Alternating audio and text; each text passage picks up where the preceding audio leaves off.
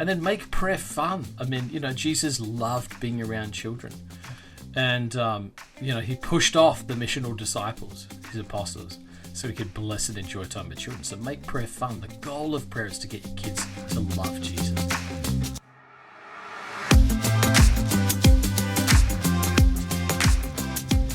Welcome to Dad Awesome. You've joined a movement of intentional dads who are adding life to the dad life. Our prayer is that we would experience love from our Heavenly Father, and that with joy and with shiny eyes, we show that love to our kids. By listening today, you've already taken a courageous step towards learning and being mentored as you become Dad Awesome for your kids. My name is Jeff Zog, and with my wife, Michelle, we have 3 little girls, 7, 4, and 2, and we have a baby on the way.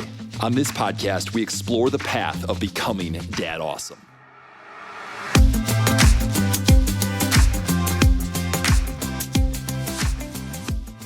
This is episode 147 of Dad Awesome. Welcome back. So glad you guys are joining us. Today we've got Jon Tyson from New York City. He's actually from Adelaide, Australia, but for 20 years now has pastored and led in New York City. Him and his wife, they've got 2 kids. They live just 2 blocks from Times Square. They're in Hell's Kitchen, and his deep passions are prayer and fatherhood, and you're going to hear all about this, all about that in this conversation. But I am just so thankful that you guys are listening today. Let's lean in, let's learn, let's be mentored and coached as young dads, and I believe God has something for all of us. So here's my conversation with Jon Tyson. I'd love to hear more about your heart for prayer, what's led you to saying that's one of my driving, deepest, most important things in my life is prayer. Can you talk about prayer for a little bit?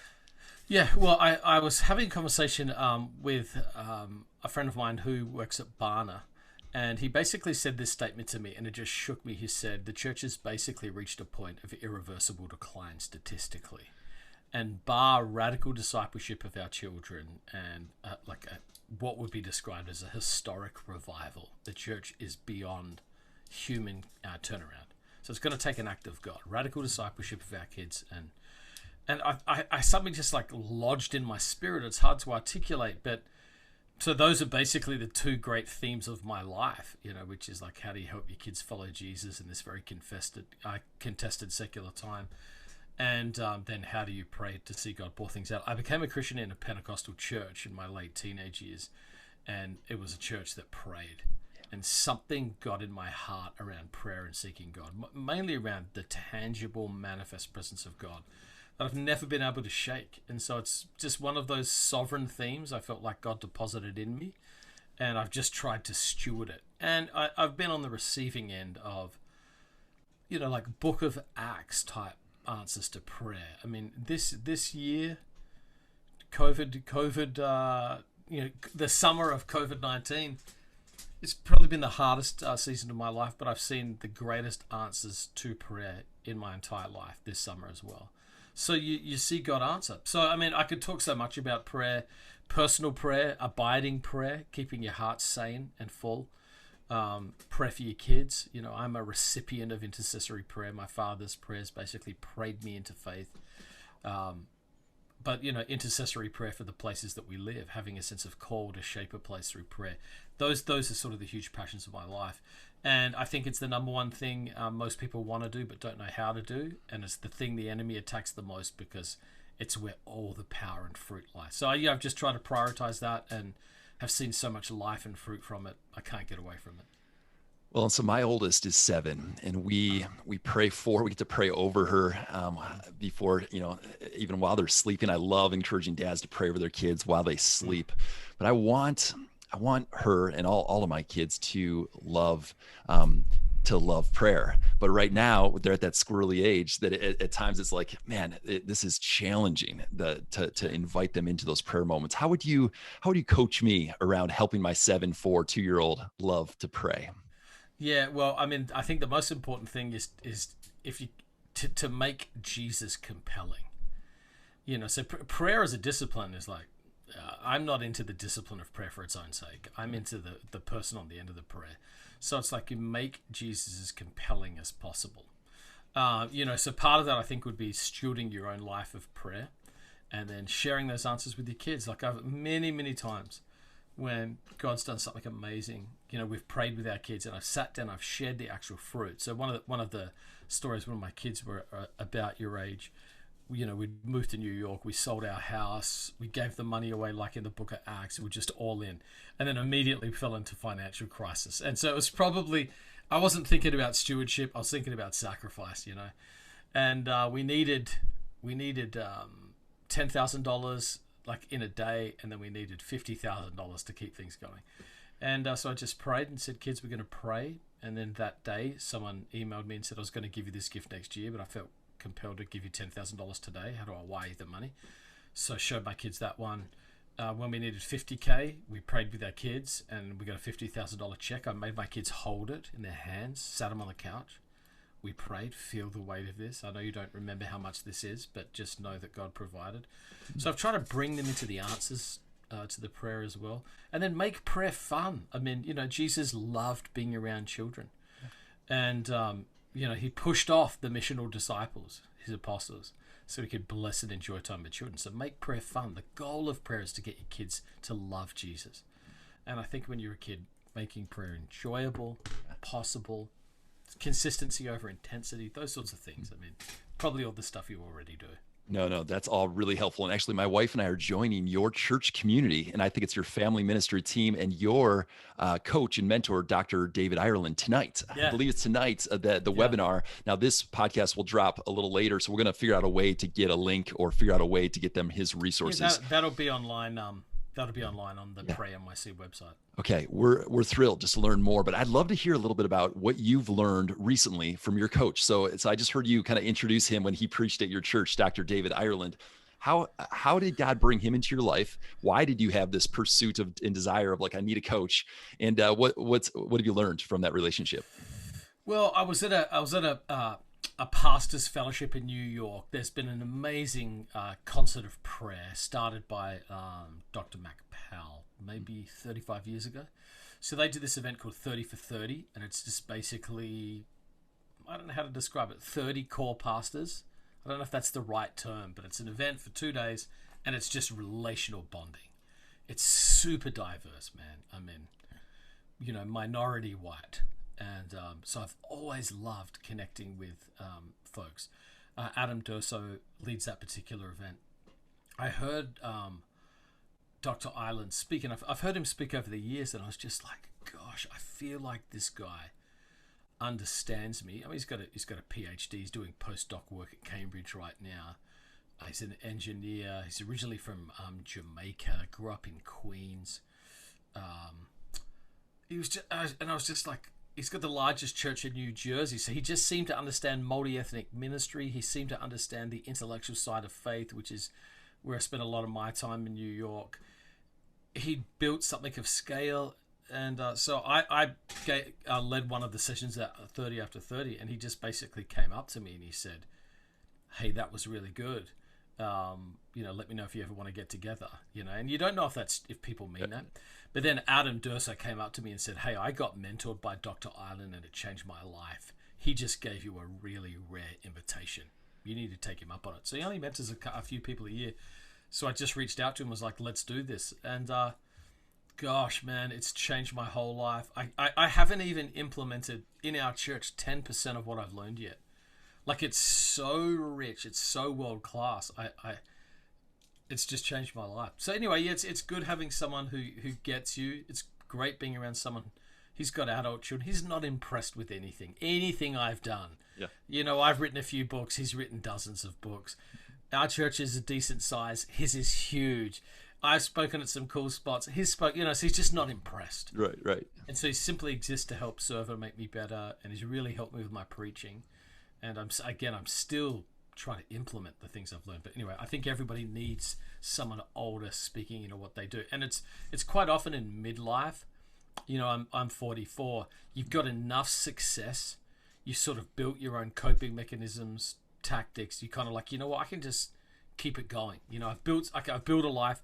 I can probably manage this thing out. And I was just like, I need to get better. The future's changing. As things grow, I need to be more agile, so I need to get a different toolkit, and he's just been remarkable. So, Oh man, I love hearing about just the how it's accelerated and like I mean, just it leaped you forward because of a relationship, but it took pursuit and an invitation. So which I no doubt Yeah. comes from prayer to get that kind of invitation. So Yeah, and I think he sensed in me mm, a teachability. You know what I mean? I think that was basically the invitation. I mean, he didn't say it like this, but this is what I sensed. It was basically like, "Hey, man, I can make you better. yeah, That was good. I can make you better. You're the kind of person I can actually really help." And so I think it was like maybe something that I was like the emotional field I'd created or the tone at which I was teaching. hmm And then his tone as a mentor, knowing at which point he can connect with leaders in their journey to really accelerate him. So yeah, it was definitely one of those divine things. And by the way, his church is a praying church. mm, So we do a thing once a year called Seek First, and it's all night prayer and worship. We do it on New Year's Eve, okay, and so we do 8 hours of prayer. He does that 4 times a year. I mean, he does a thing called Prayer Fest. It's a conference, and all they do is pray.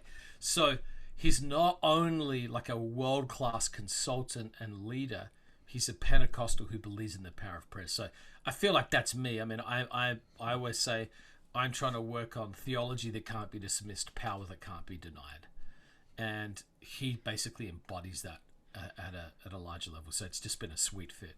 yeah, the other thing about that sweet fit is you know deeply who you are and what you value and what you're for. You know, even right away in our conversation, like man, prayer and fatherhood. So of course you know when there's a sync as far as a mentor who's Yeah, willing that's to up. Yeah, pour in. I think we yeah, need to know that as dads. We all need to know what are we deeply like called to, and then we'll know when we have the right person to speak into our lives. yeah, So. totally. Well, I'd love to jump to a letter that I wrote to my grandpa 2 weeks ago. Okay, I was listening to the second or third part of the Primal Path, okay, your course to help again dads raise sons of consequence. I believe is how you yeah, describe. And yeah, I'm listening to it, and you're talking about a letter, and my dad is already in heaven, and okay, but I knew that my grandpa is at a place that he was close, and so I felt like this is one of those burning in my heart like there is a deep nudge deep like to go write that letter and read it to my mm, grandpa. So I mm, asked my wife and she supported me. I got in the car the next day, this is 2 weeks ago, drove to Illinois, wow, 5 hour yeah, drive, wrote and spent significant time writing and read this to him, this letter.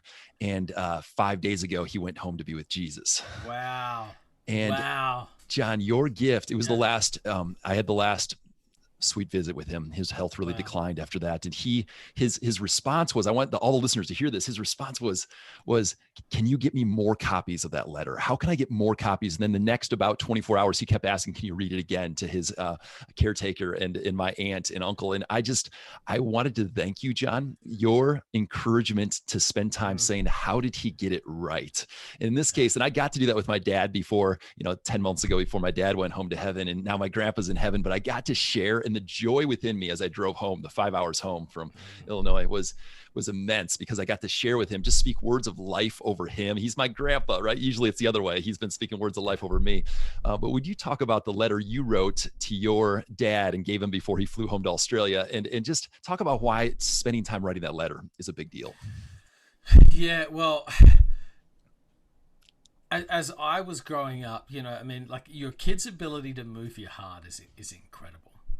So the culture obligates them to write sort of like appropriate, often trite little things. So it's Father's Day, so they come home from school and they've written, you're like, "You're the best dad ever."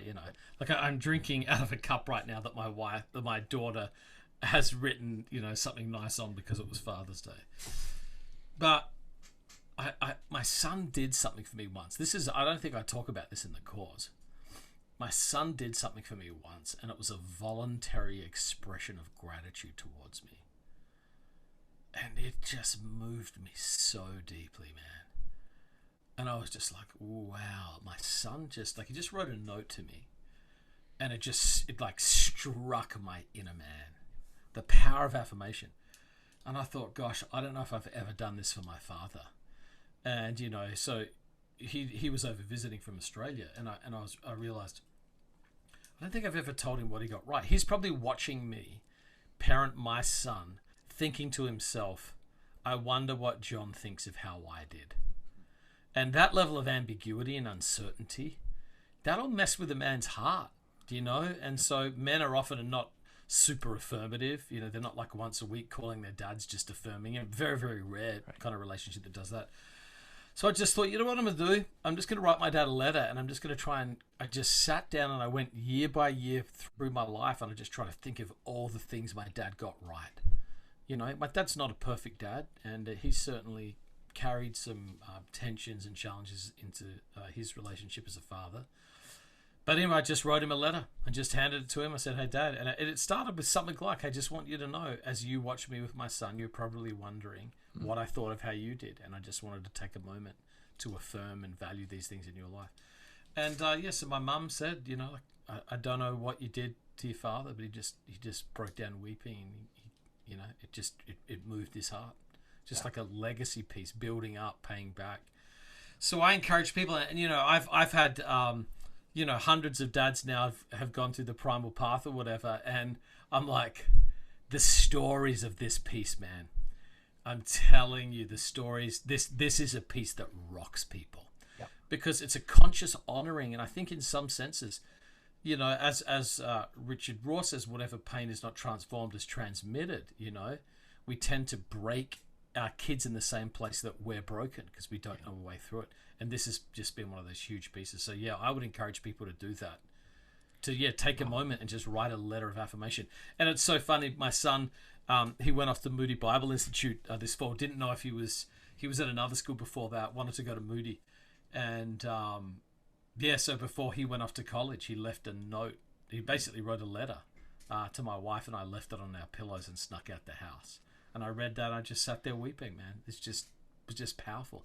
So yeah, affirmation for a man's soul, important, really important. Well, I know it goes both ways, and you had a scary moment over the summer, maybe it was spring, where the COVID hit your family hard, and I know that you were leaving some voice notes to your kids in the moment of desperation.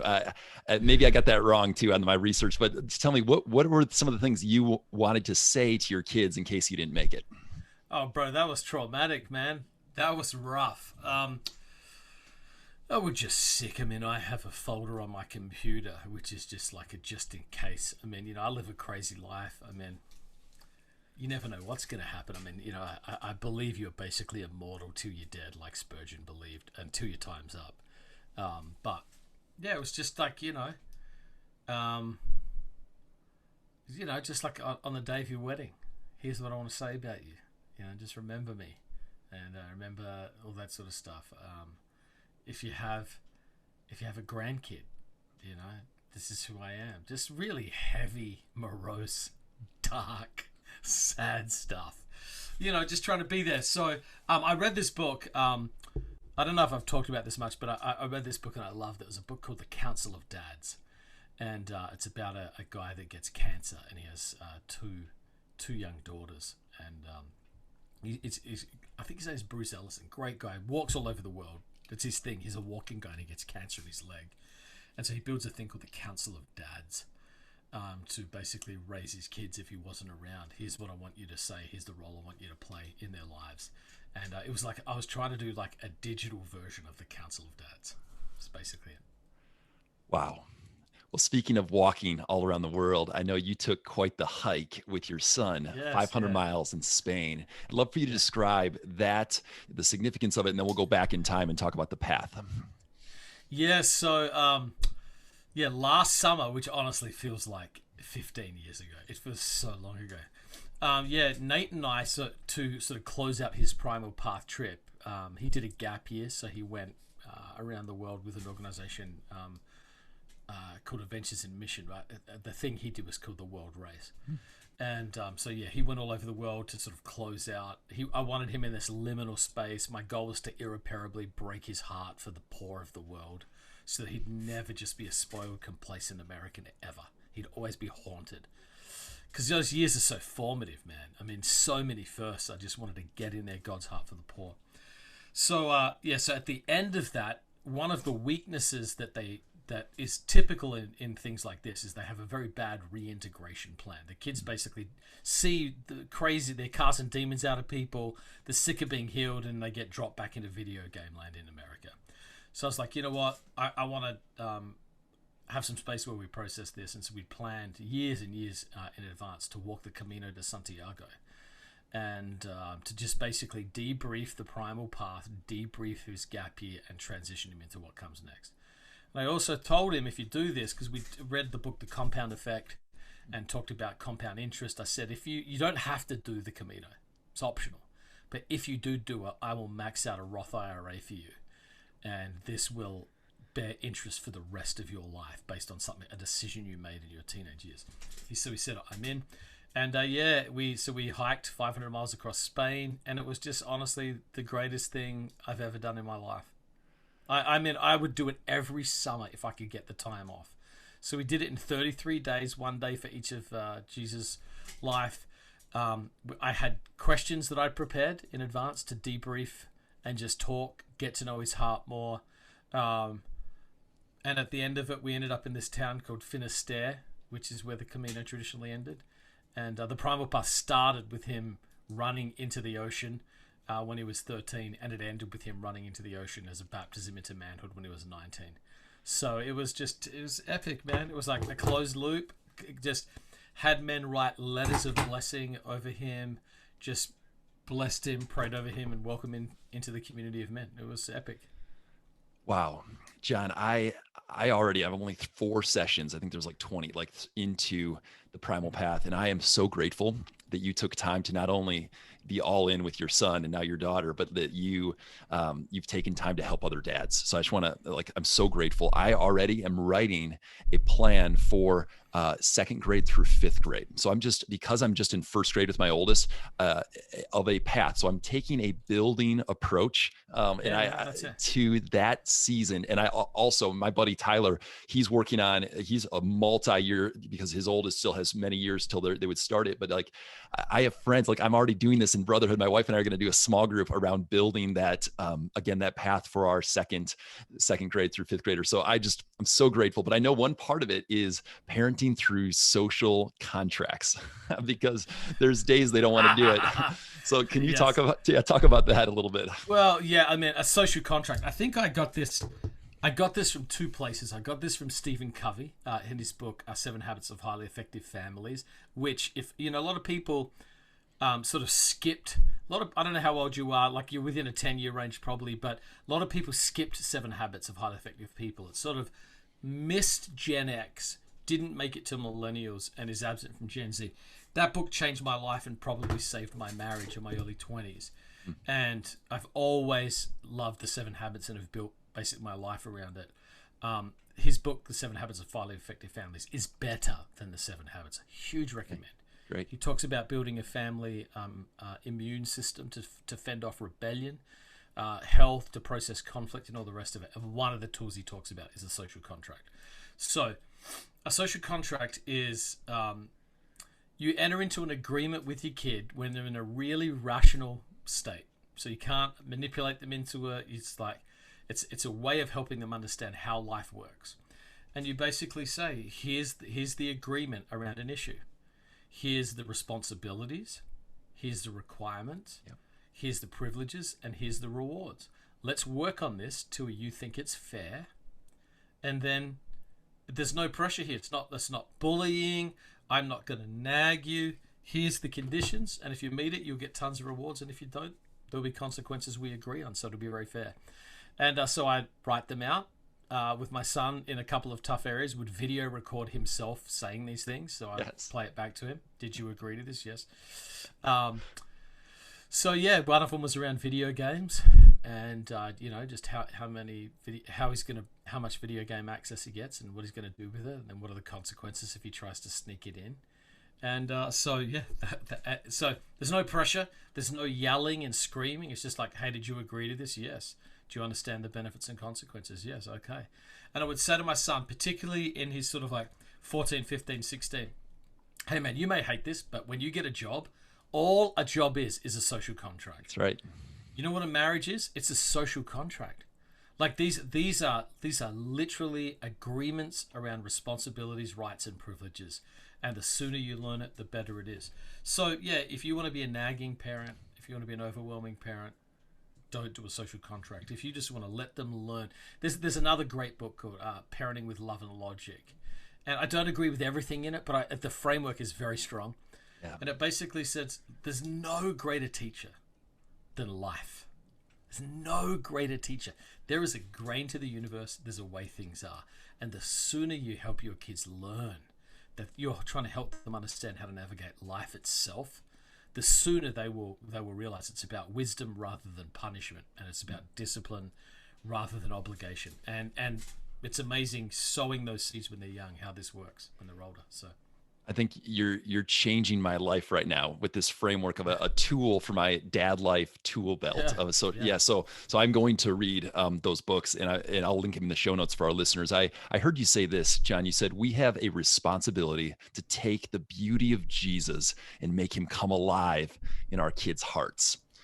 And I know that part of that is it's not just adding tactics to parenting, it's bringing the ownership. And this is what I love about just what I've learned from you is, dads, we can take ownership of creating a pathway and I create it myself. I don't take someone else's and take you through a curriculum. I'm going to create this myself to bring the beauty of Jesus alive in my kids' hearts. And I'd love for you to talk about what is the Primal Path and why is dads building it themselves for their own kids? Why is that so important?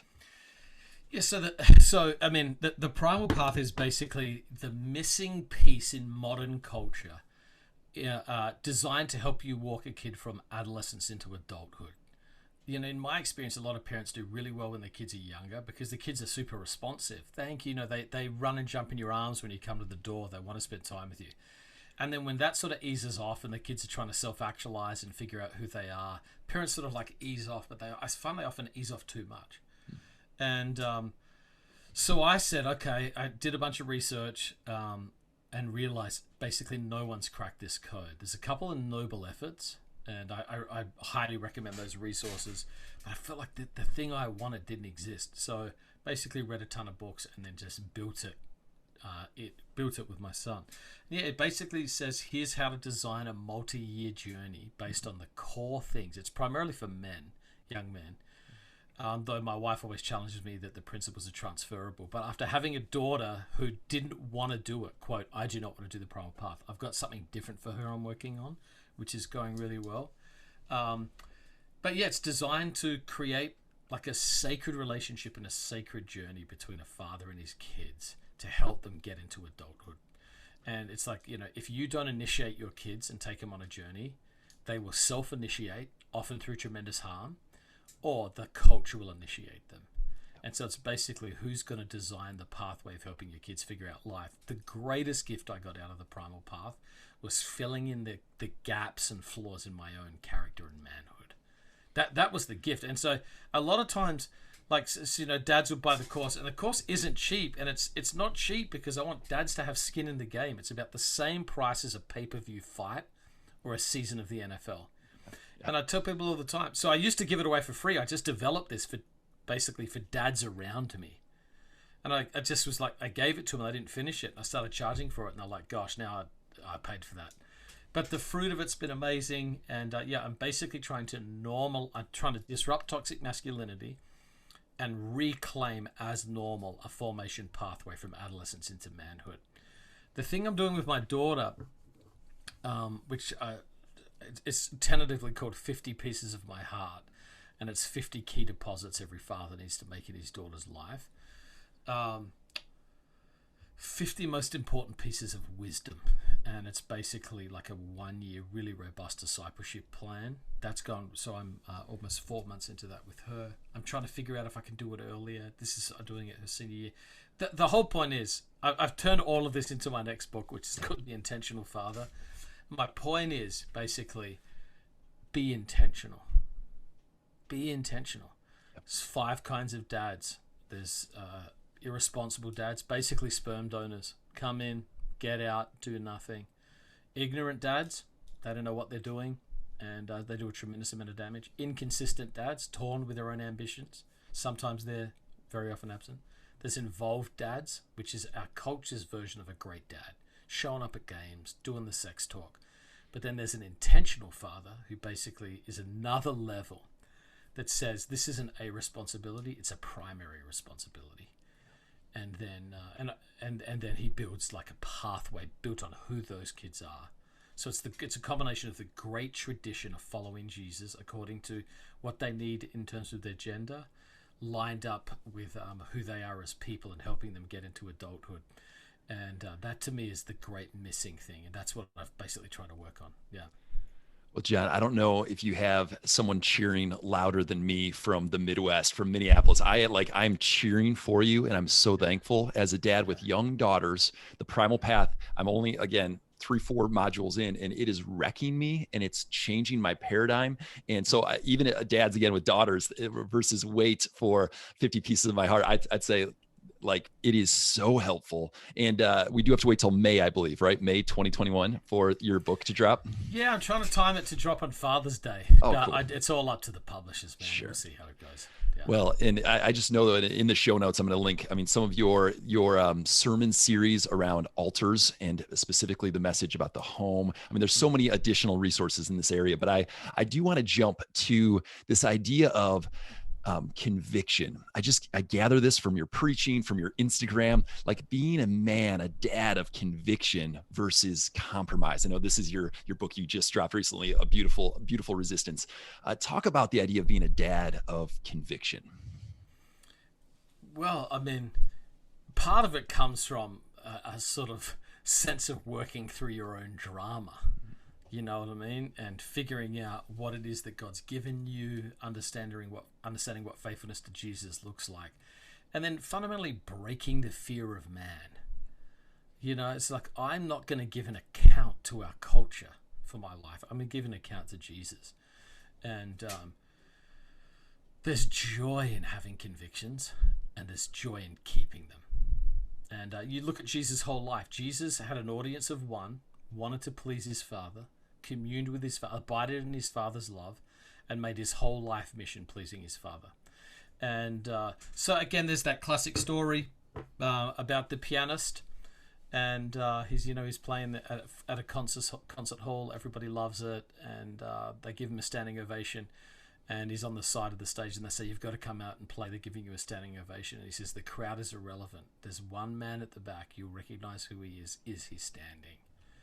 And so the guy went back out and said, "Yes, he is standing." He said, "Okay, I'll come back out." And that was his teacher. And he said, if his teacher didn't give him an ovation, it wasn't worth going back out.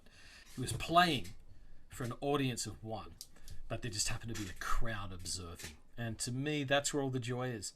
So you work out the convictions that God puts in your heart, convictions around discipleship, and then just don't care what people think. And it takes a lot of work and maintenance to not care what people think. And then to raise kids who are not controlled by the fear of man or the culture. So you can't impart that if you don't have that.